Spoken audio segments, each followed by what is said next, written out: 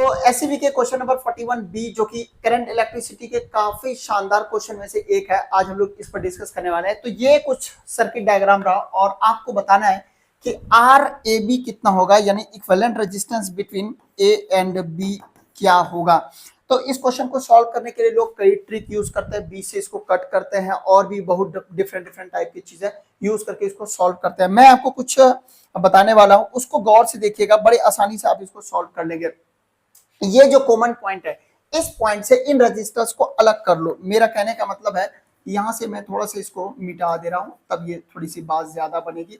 अब देखो मैं क्या कर रहा हूं कि आप इसको फिर से कनेक्ट करना है, ये दोनों अलग वायर करके, ठीक है। अब गौर से देखो तो ये दोनों किस में है, ये दोनों तो आपको कहोगे सर सीरीज में है, तो आर और आर 2R।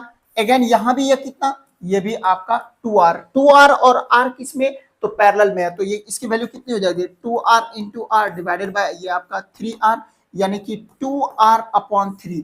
गौर से देखिएगा, ये पूरा जो वैल्यू आ रहा है ये 2R/3, मैं इसको अलग कलर से थोड़ा दिखाना चाहूंगा। ये पूरा सॉल्व करने के बाद आ रहा है 2R/3। अगेन ये भी पूरा सॉल्व करने के बाद कितना आ रहा है, 2R/3। अब गौर से देखेंगे R 2R/3 प्लस R, ये तीनों किसमें, सीरीज में। तो अगर मैं इन सभी को एक साथ जोड़ूं, गौर से देखिएगा फिर से, इन सभी को मैं एक साथ जोड़ूं तो ये कितना हो जाएगा, ये आपका R plus R 2R plus ये आपका 2R/3, यानी कि 8R/3। गौर से देखेंगे टोटल कितना हो गया, ये सही से दिख पा रहा है या नहीं। अच्छा मैं इसको अलग कलर से लिखूंगा, 8R/3। और सिमिलरली इसको भी जब आप जोड़ेंगे, ये टोटल, ये वाला, ये टोटल नीचे वाला सबको जोड़ेंगे तो ये भी आपका कितना आ रहा होगा, 8R/3।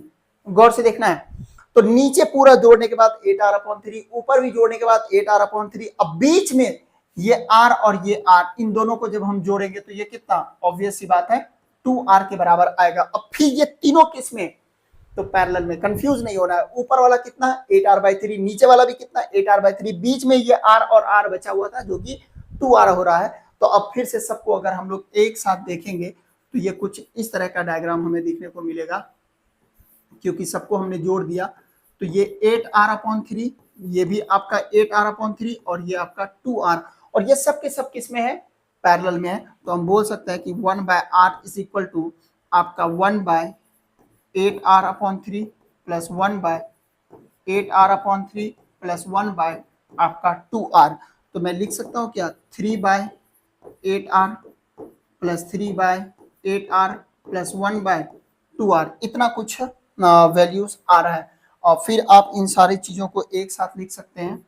तो मैं एलसीएम ले लूं क्या, तो ये हमें 8R मिलेगा, यानी कि ये 3 प्लस 3 प्लस ये 4, तो टोटल कितना हो गया, 3 3 6 4 10, यानी 10/8R।